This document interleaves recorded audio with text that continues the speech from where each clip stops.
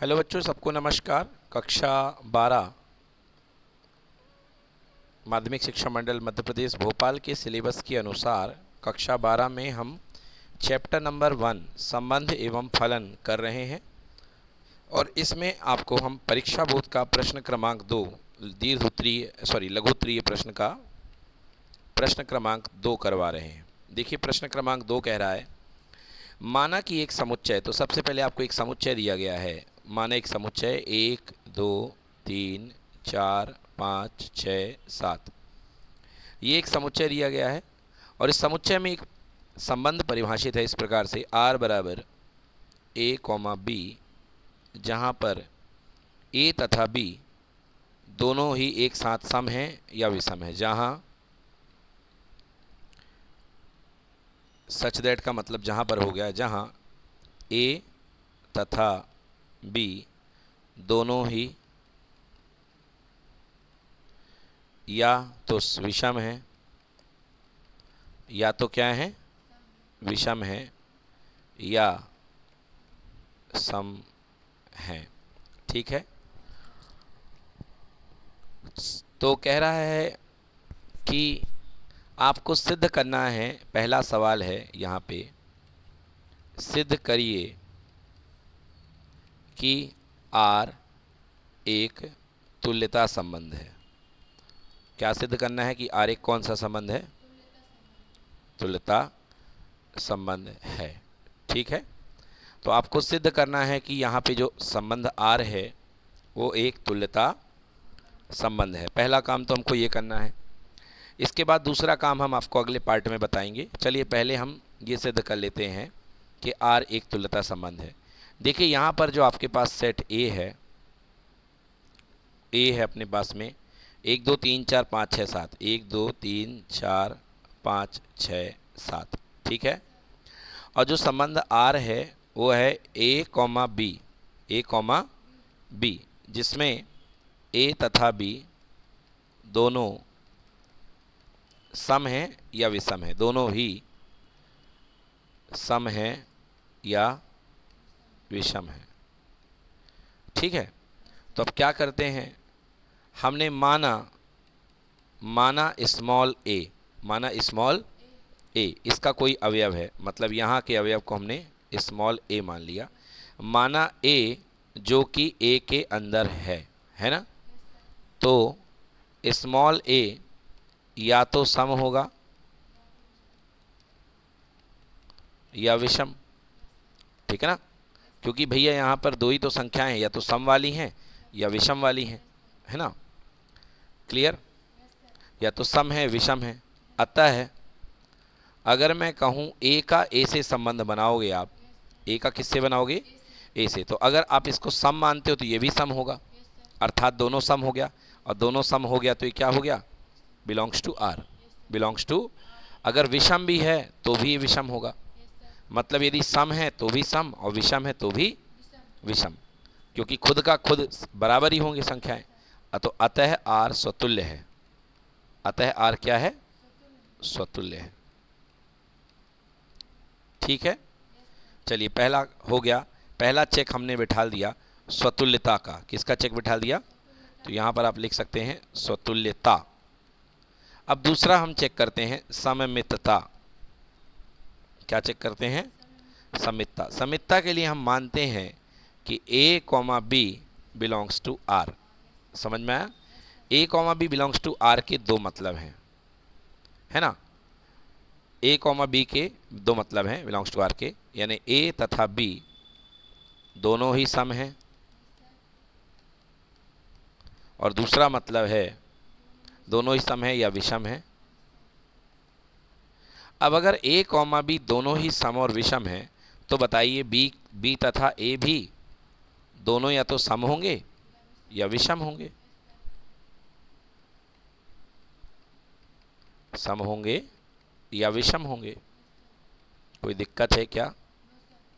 तो क्या साबित कर लिया हमने कि यदि a कॉमा बी आर का अवयव है तो b कॉमा ए आर का अवयव होगा। बताइए होगा कि नहीं होगा? तो इसलिए जब a कॉमा बी के r के अवयव होने पर b कॉमा a r का अवयव है तो दिया गया संबंध r कैसा होगा? सम्मित होगा। क्या होगा? ये दूसरा पार्ट हमने प्रूव कर लिया। ठीक है, अब तीसरे पार्ट की तरफ चलते हैं। तीसरा पार्ट है संक्रामकता। संक्रामकता हम प्रूव करते हैं। तो संक्रामकता के लिए मानते हैं, माना a comma B belongs to r तथा b comma C belongs to r। इसका मतलब क्या होगा? इसका मतलब a b और b और c, तो यदि a b सम है तो b c भी क्या होंगे? सम सम, अर्थात a b c तीनों ही सम होंगे या तीनों ही विषम होंगे। होंगे कि नहीं होंगे? अर्थात a b तथा c तीनों ही सम या तीनों ही विषम होंगे। हाँ या ना? तीनों ही विषम होंगे। समझिए, जैसे मान लीजिए ये इवन नंबर है। इवन का मतलब होता है सम। इवन का मतलब क्या होता है? सम संख्या। अगर ये इवन है तो इसे भी क्या होना पड़ेगा? इवन। और बी ऑलरेडी इवन है तो इसे भी क्या होना पड़ेगा? इवन। अब ध्यान से देखिए, ए और सी भी क्या है? इवन है। तो तीनों ही सम होंगे या तीनों ही विषम होंगे। इसका मतलब ए कॉमा सी भी आर का अवयव होगा। होगा कि नहीं होगा? तो यदि a comma B, B comma C R के अवयव हैं तो a कॉमा सी भी आर का अवयव होगा। अतः आर क्या है? संक्रामक है। संक्रामक है। तो इस तरीके से देखा आपने कि दिया गया संबंध जो है आर है ना, वो कैसा है? वो स्वतुल्य भी है, वो सम्मित भी है और वो संक्रामक भी है। और ऐसा संबंध जो स्वतुल्य हो, सम्मित हो, संक्रामक हो, ऐसे संबंध को हम क्या कहते हैं? तुल्यता संबंध कहते हैं। तो ये संबंध तुल्यता संबंध बन जाएगा। अब अगला सवाल इसका प्रश्न का क्या है वो देखिए। देखिए दूसरा पार्ट जो है इस सवाल का, वो हमसे क्या पूछा जा रहा है? यहाँ तक सिद्ध कीजिए कि R एक तुल्यता संबंध है, ये हमने परिभाषित कर दिया। अब इसके बाद ये कह रहा है ना, इसके बाद कह रहा है साथ ही सिद्ध कीजिए कि उपसमुच्चय 1 3 5 7 के सभी अवयव एक दूसरे से संबंधित हैं तथा उपसमुच्चय 2 4 6 के सभी अवयव एक दूसरे से संबंधित हैं, परंतु 1 3 5 7 का कोई भी अवयव 2 4 6 के अवयव से संबंधित नहीं होगा। तो सीधी सी बात है, 1 3 5 7 क्या है? विषम है। ये भी विषम, ये भी विषम, ये भी विषम, ये भी विषम। और विषम जो संबंध है वो आर में ए तथा बी दोनों के विषम होने का है या ए तथा बी दोनों के सम होने का है। तो भाई अगर आप 1 3 5 7 ले रहे हो तो संबंध में 1 3 5 7 का संबंध किन से बनेगा? 1 3 5 7 के साथ ही बनेगा, क्योंकि विषम दोनों होने चाहिए। और ऐसे ही आप 2 4 6 ले रहे हो तो 2 4 6 का संबंध किससे बनेगा? 2 4 6 से ही बनेगा। तो इसी को अब हमको भाषा के रूप में लिखना है। तो हम लिखेंगे चूंकि समूह यानी समुच्चय, जो अपने पास समुच्चय है ना, 1 3 5 7, चूंकि समुच्चय 1 3 5 7 के सभी अवयव कैसे हैं? विषम संख्या है। विषम संख्या है। अतः इनका संबंध केवल इसी समूह में बनेगा। बताइए स्किनो, है ना, क्योंकि इस उपसमुच्चय जो है अपने पास में, इसके भी सारे अवयव विषम हैं। तो यदि आपका 1 3 5 7 है तो संबंध की पूर्ति के लिए 1 3 5 7 का कनेक्शन इस तरीके से बनेगा, राइट, क्योंकि सारे के सारे क्या हैं? विषम हैं। क्लियर हो गया? इसी प्रकार समुच्चय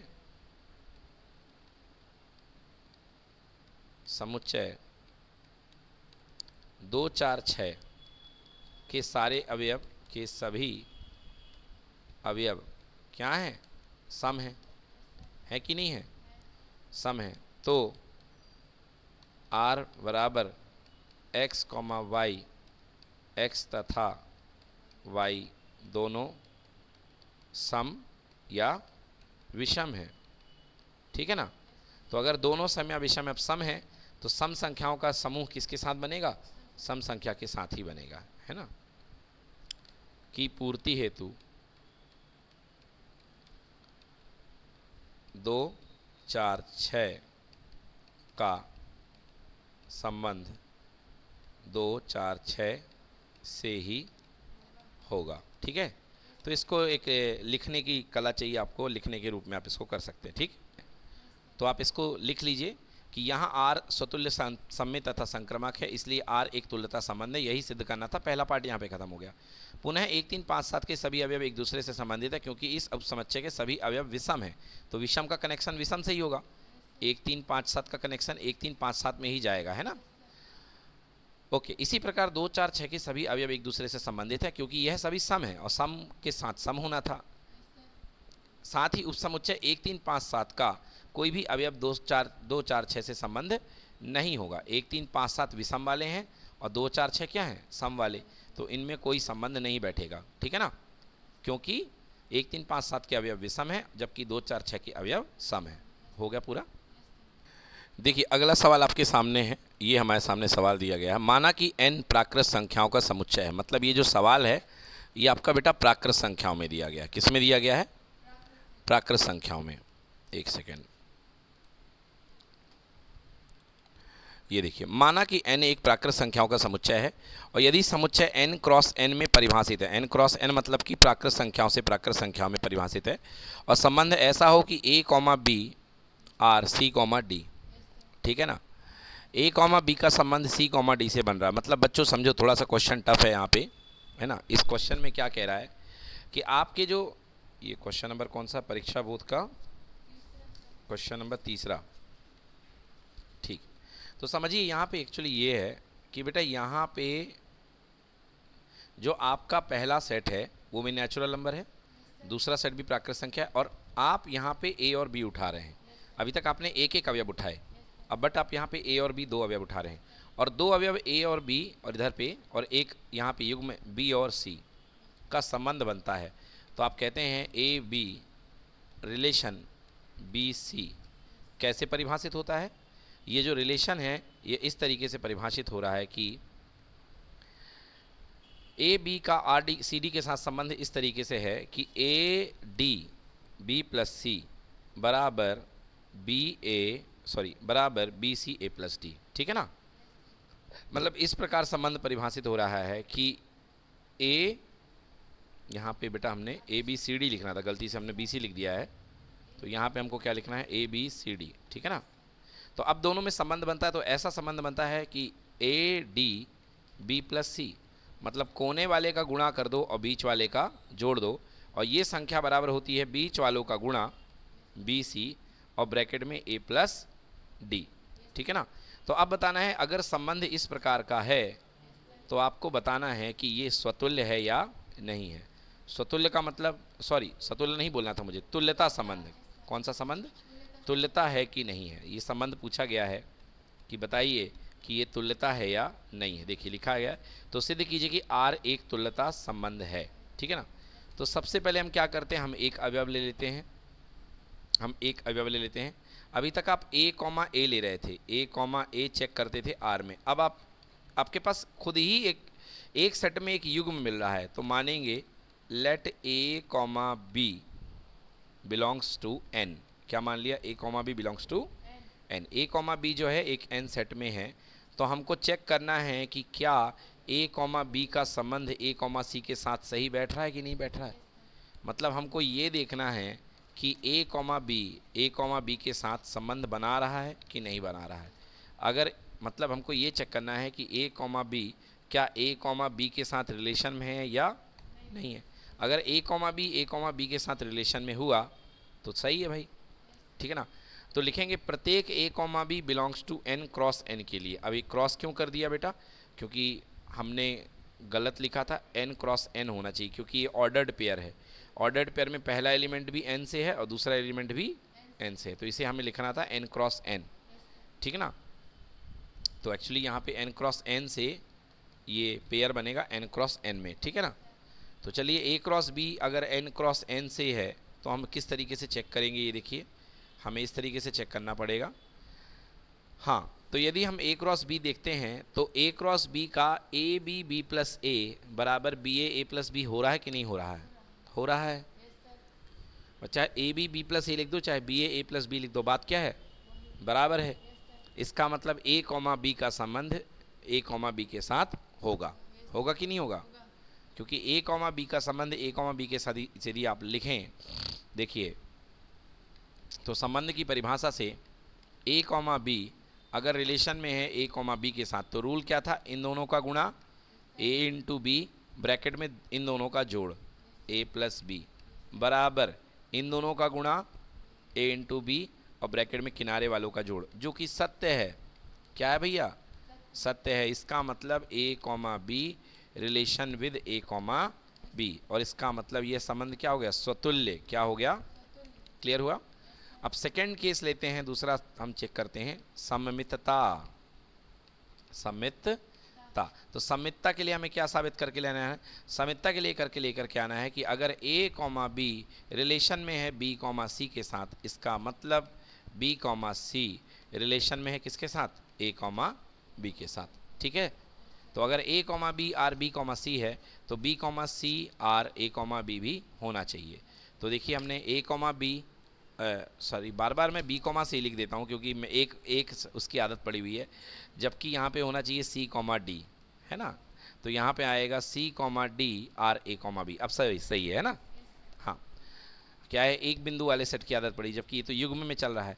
तो A comma B R C comma D को मैं क्या लिख सकता हूँ? यदि A comma B C comma D से कनेक्टेड है तो ए डी ब्रैकेट में B plus C equal to B C bracket में ए प्लस डी। ठीक है ना? तो मैं इसको पलट करके लिख दूँ तो कोई दिक्कत नहीं है।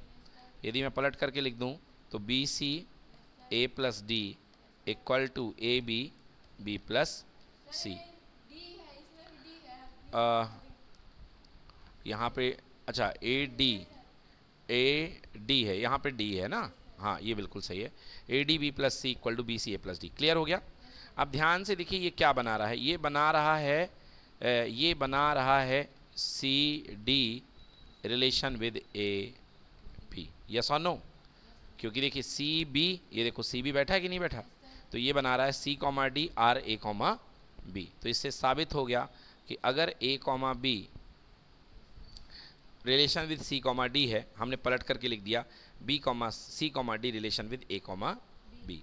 क्लियर हो गया कि नहीं हुआ भाई? ये वाली चीज़ आप यहाँ ले आओ, ये वाली चीज़ यहाँ ले जाओ, तो बात तो बराबर है। क्लियर ना? इसलिए आर क्या होगा? सम्मित होगा। आर क्या होगा?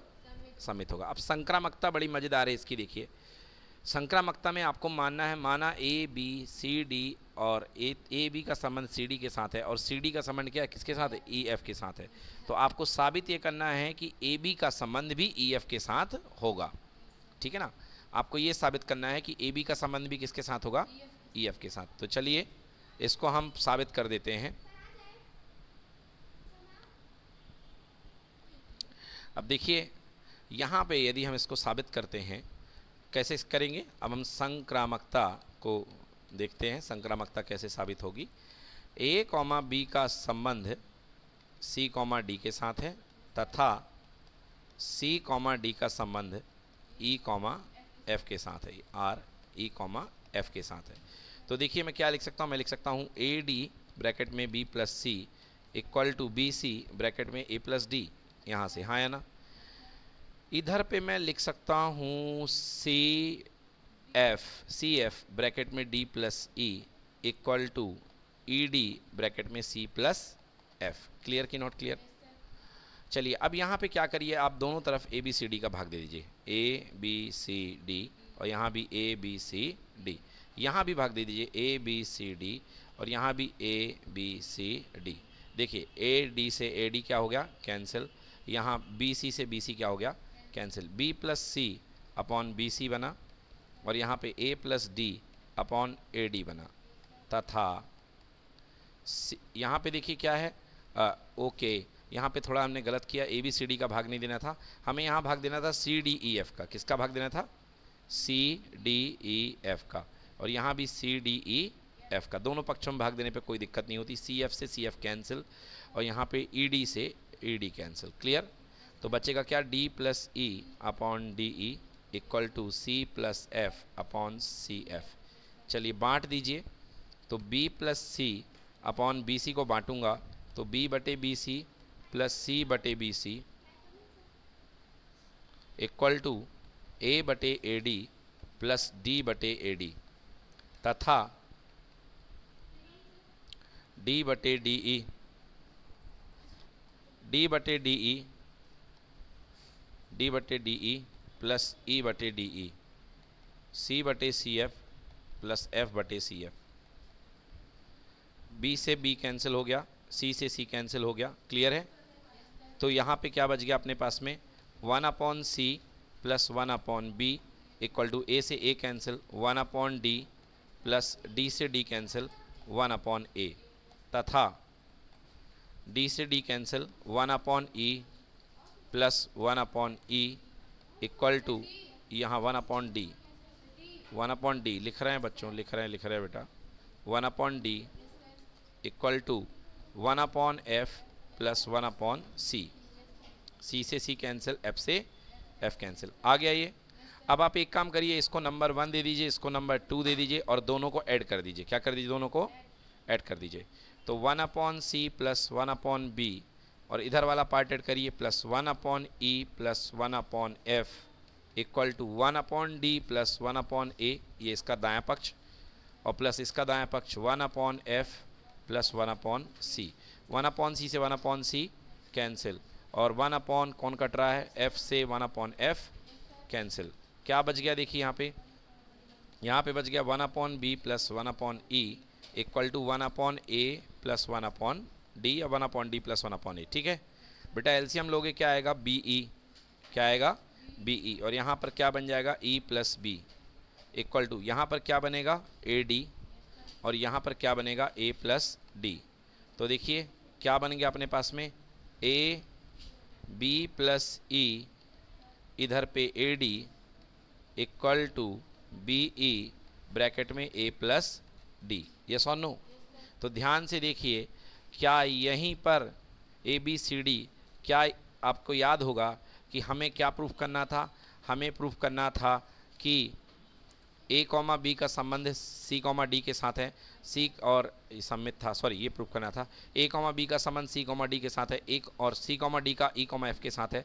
तो हमें यही साबित करना था कि ए कॉमा बी का किसके साथ होगा? ई कॉमा एफ के साथ। ए कॉमा बी का किसके साथ? ई कॉमा एफ के साथ। एक मिनट, ए कॉमा बी का संबंध ई कॉमा एफ के साथ लाना था हमें। 1 अपॉन डी एफ प्लस सी। हाँ देखिए हमने गलती करी है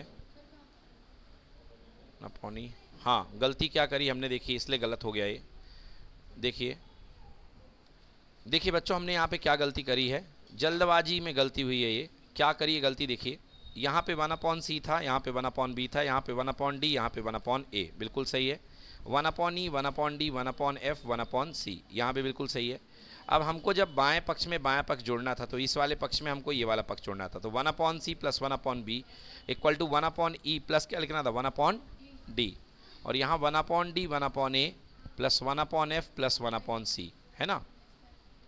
तो हमने फिर से लिख लेते हैं एक बार, 1 अपॉन एफ प्लस 1 अपॉन सी।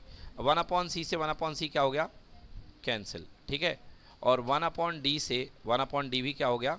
कैंसिल हो गया। क्लियर हो गया? ओके, क्या बच गया वो लिखना हमको, ठीक है ना? अब जो बच गया है वो हम लिखने वाले हैं। तो 1 upon B 1 upon E equal to 1 upon A और 1 अपॉन एफ, ठीक है ना? तो 1 upon B plus 1 upon E equal to 1 upon A और प्लस 1 अपॉन एफ, ठीक है ना? यही तो बचा है भाई। चलिए तो इसका क्या आ जाएगा? बी ई, ऊपर क्या आएगा? ई प्लस बी या बी प्लस ई लिख दो, कोई फर्क पड़ता नहीं है, इक्वल टू यहाँ क्या आएगा? 1 अपॉन ए एफ और इधर पे क्या आएगा a प्लस एफ। चलिए, तो यदि मैं लिखूं इसको ए एफ ब्रैकेट में b प्लस ई, तो इसको मैं क्या लिख सकता हूं, equal to A B E bracket में a प्लस एफ। यस और नो? तो आप क्या समझ रहे हैं, इससे क्या साबित हो रहा है? इससे साबित हो रहा है कि ए बी का संबंध किससे निकल करके आ रहा है, ई एफ के साथ, ई कॉमा एफ के साथ। देख लीजिए, यदि इसको आप बनाते परिभाषा से तो ए एफ ब्रैकेट में बी प्लस ई बनता, और इधर पे बी ई ब्रैकेट में ए प्लस एफ बनता कि नहीं बनता? यस, तो यही तो बन रहा है। अतः आर क्या है, संक्रामक है। अतः आर क्या है, संक्रामक है। समझ आया कि नहीं आया? नहीं आया? अतः आर क्या है, संक्रामक है। तो आपने देखा ये स्वतुल्य भी है ना, और है ना, स्वतुल्य भी है ये, और सम्मित भी है, और संक्रामक भी है। अतः तीनों मिलाकर के ये कैसा हो जाएगा, तुल्यता संबंध। कैसा संबंध हो जाएगा, तुल्यता संबंध। क्लियर है? तो ये देख लीजिए, इस तरीके से पहले एक संबंध ये बनाया, दूसरा ये बनाया, ए बी सी डी का डिवाइड किया, सी डी ई एफ का डिवाइड किया, ठीक है ना। पहले पक्ष को सॉल्व करके ये बना, दूसरे को ये बना, और टोटल दोनों को हल कर दिया तो ये आ गया। अब इसके बाद इसको हम इधर का उधर कर लेंगे, ठीक है ना, क्रॉस मल्टीप्लाई कर देंगे, तो जिसको हम कुछ इस तरीके से लिख सकते हैं। एक बार फिर लिख देता हूँ, ए एफ ब्रैकेट में बी प्लस ई, है ना, ए एफ ब्रैकेट में B plus E equal to B E bracket में ए प्लस एफ। क्लियर हुआ कि नहीं हुआ? तो इससे क्या समझ में आ रहा है कि ए बी का संबंध किसके साथ आ रहा है, ई कॉमा एफ के साथ, और यह संबंध हमारा कैसा होगा, संक्रामक होगा। क्लियर है? तो तीनों संभावनाएं यहाँ पे हो चुकी हैं। स्वतुल्य भी हो चुका है, सम्मित भी हो चुका है, संक्रामक भी हो चुका है। इस तरीके से हमारा संबंध जो है ये क्या है, तुल्यता संबंध है। डन।